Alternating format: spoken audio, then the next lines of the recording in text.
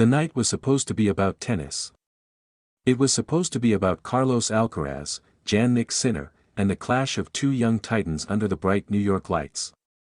The Arthur Ashe Stadium was packed with more than 23,000 fans, buzzing with anticipation for one of the biggest matches of the year.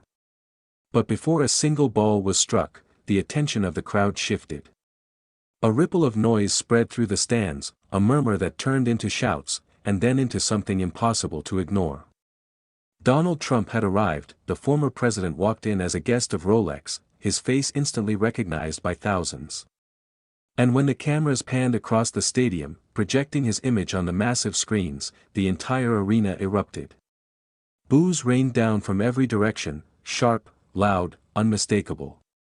But mixed in with that wave of disapproval were cheers, shouts of support, claps, even whistles. It wasn't just noise, it was chaos, raw emotion spilling into what was supposed to be a purely sporting event. For a moment, the tennis match almost disappeared. The players, warming up on the baseline, glanced up in confusion as the roar echoed. The umpire looked uneasy. The fans weren't united in joy or anticipation.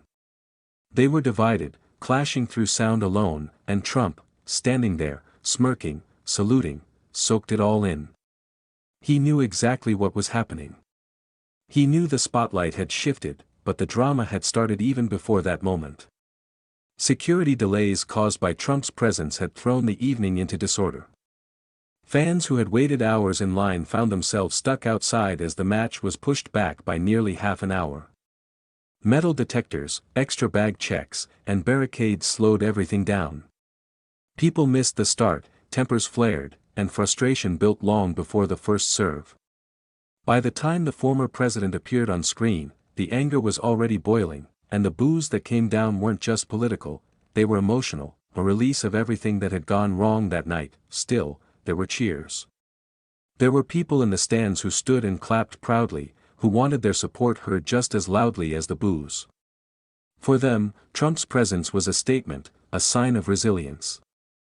For others, it was an intrusion, a reminder of division, a disruption of sport. And in those few minutes, Arthur Ashe Stadium became more than a tennis court, it became a mirror of America itself, split, passionate, unafraid to make noise. Broadcasters tried to cut away, to minimize the moment, to focus on the match. The United States Tennis Association had even requested that networks avoid amplifying reactions, hoping the final wouldn't be overshadowed. But the microphones caught it anyway. The sound was too powerful, too overwhelming to ignore. Viewers at home heard it. Clips began spreading online almost instantly. Some labeled it embarrassing, others iconic. The moment had escaped control, and it was everywhere. As the anthem played, Trump stood tall, raising a hand in salute. The gesture only made the noise louder. Supporters roared approval, while critics booed even harder. The clash of sound was like two storms colliding. People in the stands described it as electric, surreal, like being caught in the middle of a cultural earthquake, and yet, once the first ball was struck, the match had to continue. Alcaraz and Sinner, locked in battle, delivered the kind of tennis that will be remembered for years. But in between points, whispers and side conversations circled the crowd. Phones lit up as people recorded, posted, debated. For some, the night was about history on the court. For others, it was about history in the stands. What makes the moment so powerful isn't just the noise or the boos or even the cheers.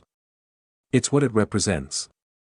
Tennis has long been a sport of tradition, of silence during points, of respect for the game above all else.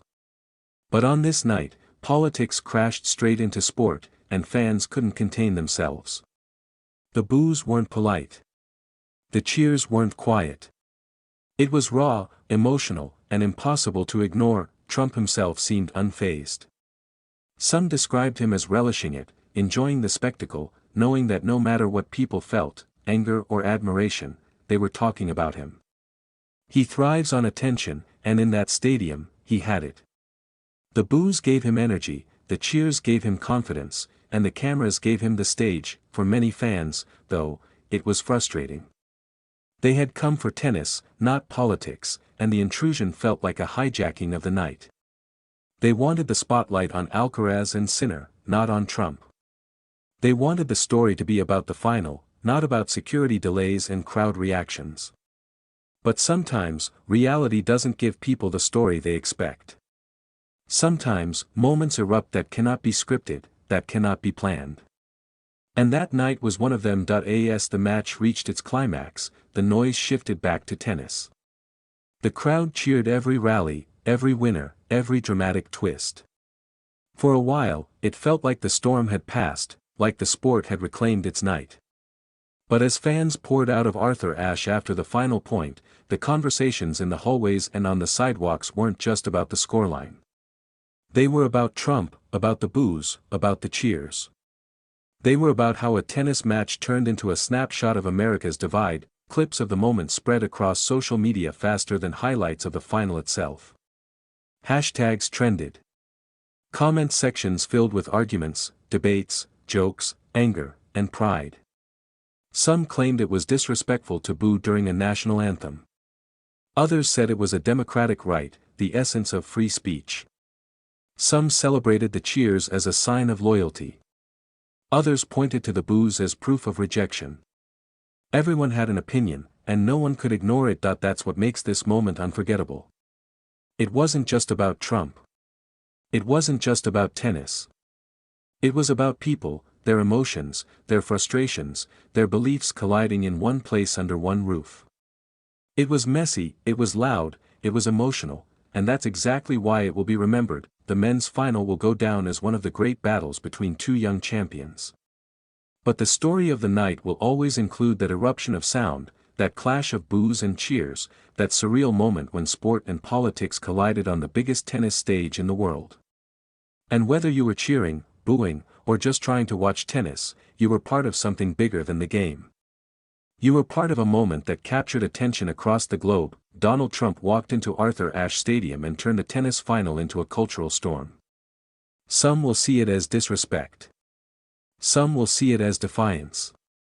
But no one will forget it.